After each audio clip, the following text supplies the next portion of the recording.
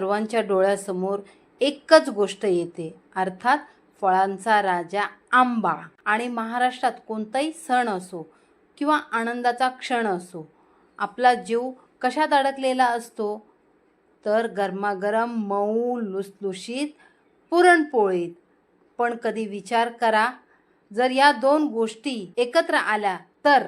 हो, आज आपण बनवत आहोत अतिशय युनिक आणि चविष्ट, तोंडात टाकताच विरघळणारी आंब्याची पुरणपोळी.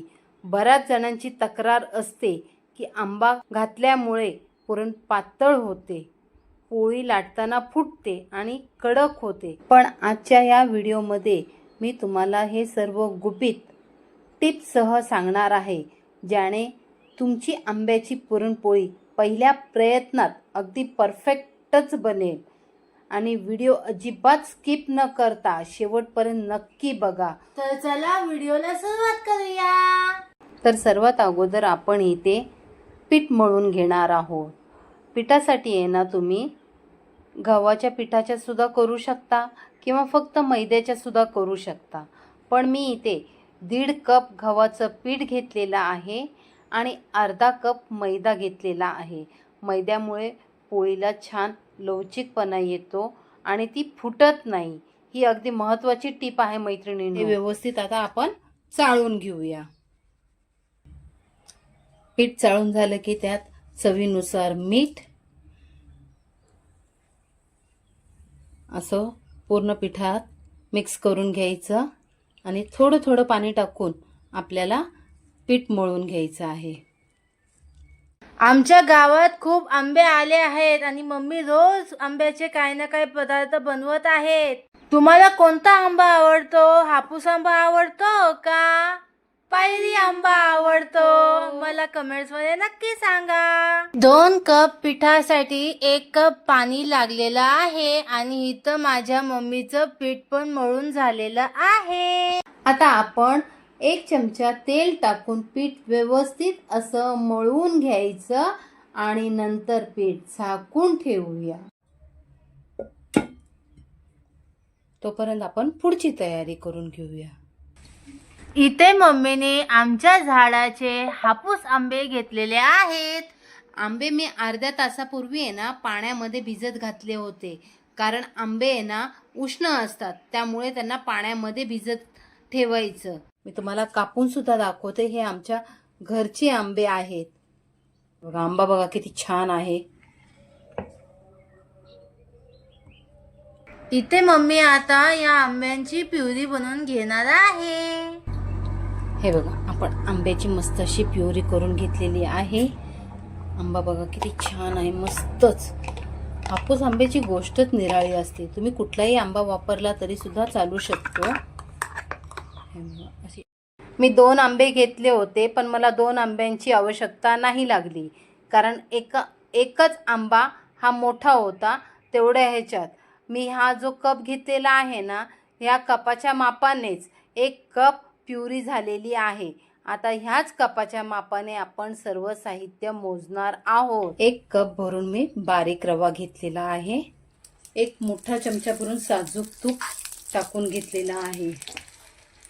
तूप चांगलं विरघळलं, गॅस बारीक करून आपल्याला रवा भाजून घ्यायचा आहे. 5 मिनिटं गॅस मंद करून रवा आपल्याला तुपावर व्यवस्थित असा भाजून घ्यायचा आहे. रवा भाजला ना की घरभर सुवास दरवळतो. हे बघा, 5 मिनिटं झालेली आहेत.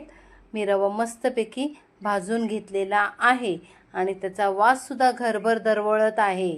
आता आपण त्यात 1 कप रवा घेतला होता, त्यासाठी मी 1 कप पाणी टाकून घेतलेलं आहे.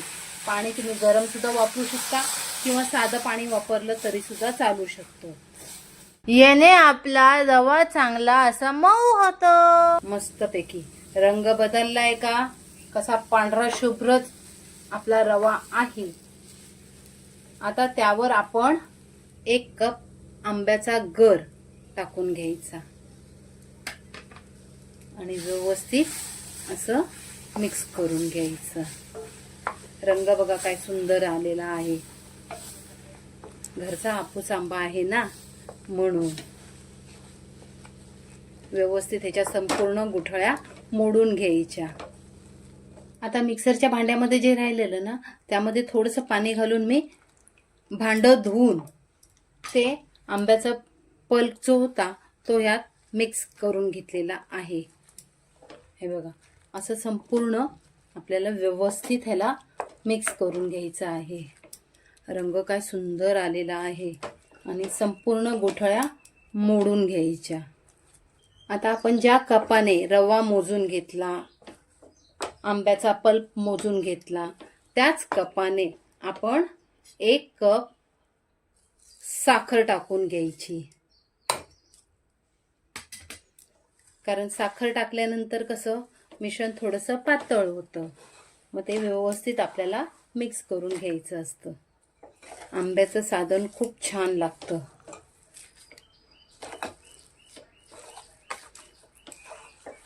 आता साखर टाकल्यामुळे ना मिश्रण आपलं थोडंसं पातळ झाल्यासारखं वाटतंय, म्हणून मी गॅस बारीक करून त्याला एक दणदणीत वाफ देऊन घेणार आहे. एक 5 मिनिटाची वाफ देऊन घ्यायची. आता आपण झाकण उघडून बघूया. हे बघा, मस्तच चांगली वाफ बसलेली आहे. आता आहे ना आपण यावर साजूक तूप टाकून घ्यायचं थोडंसं, म्हणजे आपल्या सांधनात चकाकी खूप छान येते. मस्तच. असा चमचा उभा करून बघायचा. उभा राहिला म्हणजे समजायचं आपलं सारण बरोबर झालेलं आहे. हे बघा. आणि आणखीन एक मी तुम्हाला पद्धत दाखवते मैत्रिणींनो. हे बघा, अगदी महत्त्वाची टीप आहे. असं थोडासा गोळा हातावर घ्यायचा, असा गोळा करून बघायचा.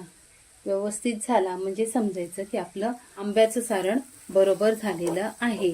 कारण हे थंड केल्यावर आहे ना आणखीन सुकतं. म्हणून आता आपण गॅस बंद करून घेऊया. आपलं मिश्रण अगदी बरोबर झालेलं आहे.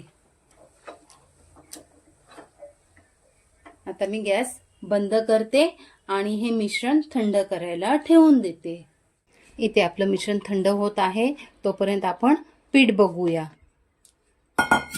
हे बघा, पीठ पण मस्तच झालेलं आहे. अगदी लवचिक पीठ झालेलं आहे. हे बघा, असं पीठ आपल्याला पाहिजे. आता हे एक वेळा आपण व्यवस्थित मळून घेऊया. आणि आपलं आंब्याचं सारण सुद्धा थंड झालेलं आहे. आता आपण सारणाचे आणि पिठाचे गोळे तयार करून घेऊया. अशा प्रकारे मी संपूर्ण गोळे करून घेतलेले आहेत. आपण घेतलेल्या मिश्रणात 8 पोळ्या होतात आणि ही 9वी. 8 करायच्या नाही म्हणून ही 9वी छोटीशी देवाची. आता आपण पुरणपोळी लाटायला घेऊया. सर्वात अगोदर देवाची छोटीशी पुरणपोळी पिठात अशी घोळून घ्यायची आणि असा मस्त हातावर गोलाकार आकार करून घ्यायचा. आणि हा छोटासा आपण बनवून घेतलेला गोळा व्यवस्थित असं, जसं आपण मोदक करताना कसं बंद करतो अगदी त्याच पद्धतीने असं बंद करून घ्यायचं. आणि हे तिथल्या तिथे दाबून घ्यायचं. हे बघा, अशा प्रकारे. आणि पिठात एकदाच व्यवस्थित असं घोळून घ्यायचं. आणि आता आपण ही लाटून घेऊया. लाटायच्या अगोदर संपूर्णपणे व्यवस्थित मिश्रण असं पसरवून घ्यायचं.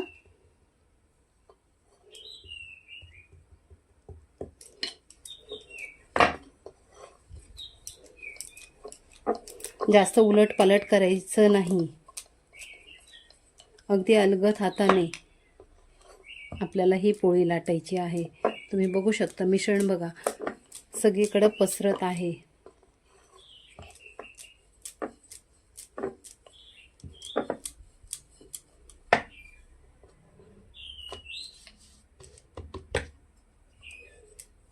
छोटीशी देवाची पुरणपोळी बनून तयार आहे. आता हिला मी तव्यावर टाकते. बघा मिश्रण बघा सगळीकडे पसरलेलं आहे. मी जरासुद्धा हळद वापरलेली नाही आहे. सुरुवातीला थोडंसं तूप लावून घ्यायचं. ब्रशने असं सगळीकडे पसरवून घेतलेलं आहे आणि त्यावर आपली पहिली छोटीशी नवलादेवी चांग चांग भलं पहिली पुरणपोळी टाकलेली आहे. गॅस मध्यम ठेवायचा आणि मध्यम गॅसवर हे बघा असे बारीक बारीक बुडबुडे यायला लागले की मग आपल्याला ही पोळी पलटवून घ्यायची आहे. हे बघा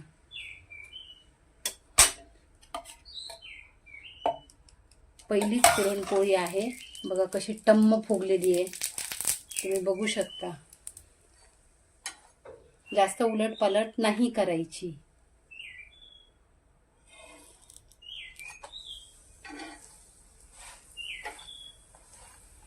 मस्तच नवलादेवी चांग चांग भल अशी पुरणपोळी खायला कोणाकोणाला आवडणार.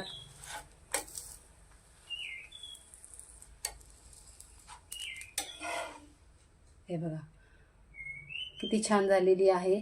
आता मी तुम्हाला पुढच्या पुरणपोळ्या करून दाखवते. असा एक गोळा घेतला, मस्त हातावर मळून घ्यायचा. हे बघा पिठात घोळून घेतला की अशी मस्त त्याची एक वाटी बनवायची. अंगठ्याच्या मदतीने आहे ना असं गोल गोल गोल गोल करत जायचं. तुम्ही जर नवशिके असाल तर पुरण कमी भरा. तसं बघायला गेलं ना तर ही पुरणपोळी फाटत नाही. हे बघा अशी मस्त वाटी बनवून घ्यायची आणि आपण बनवून घेतलेलं सारण यामध्ये टाकून घ्यायचं. असं अंगठ्याने आत दाबत हे बघा आजूबाजूच्या कडा वर उचलत घ्यायच्या.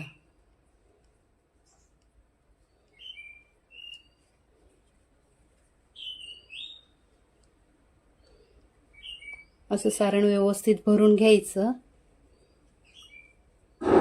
आणि ही जे वर टोक येतं ना हे तिथल्या तिथेच असं बंद करायचं.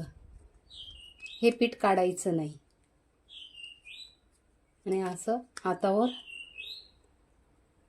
पिठात सगळीकडं घोळून घ्यायचं व्यवस्थित. एक्स्ट्राचं पीठ झटकून द्यायचं आणि नंतर हाताने सगळ्या बाजूला व्यवस्थित आपलं सारण पसरवून घ्यायचं.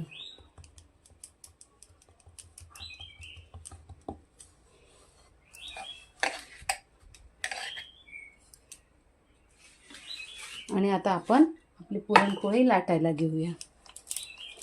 अलगद हाताने लाटायची. सुरुवातीला कडा व्यवस्थित लाटल्या की पुरण संपूर्ण कडेपर्यंत पसरलं जातं. जेवढी पातळ हवी तेवढी पातळ लाटून घ्यायची.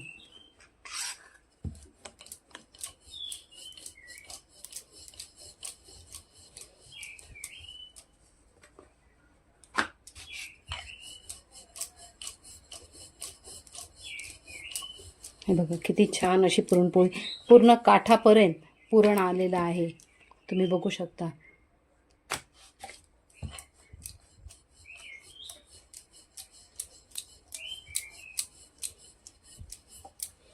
आपली पुरणपोळी कुठेही फाटलेली नाही.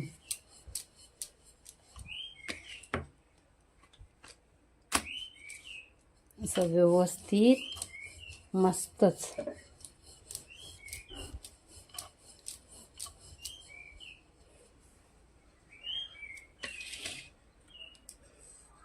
आता ही अशी आपण पुरणपोळी उचलून घ्यायची. तव्यावर थोडंसं साजूक तूप ब्रशने असं फिरवून घ्यायचं. तुम्ही तेल लावलं तरी सुद्धा चालू शकतं.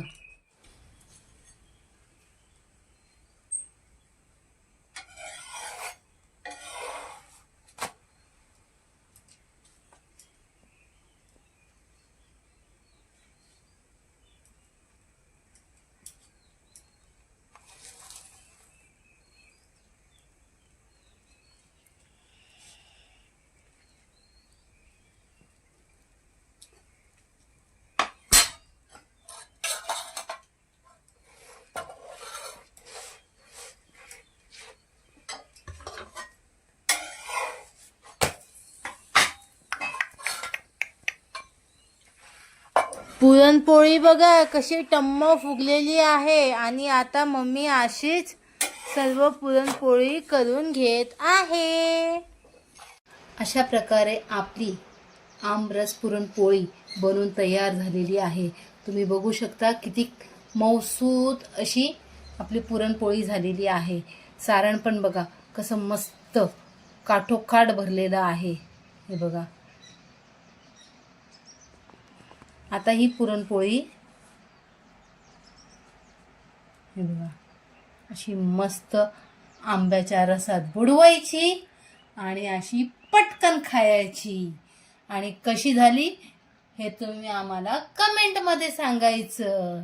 आणि तुम्ही ही पुरणपोळी कशासोबत खाणार हेही मला कमेंटमध्ये नक्की सांगा. तुम्हाला जर आजचा हा व्हिडिओ आवडला असेल तर लाईक लाईक करा, शेअर करा आणि आमच्या चॅनलला सबस्क्राईब करा. भेटूया पुन्हा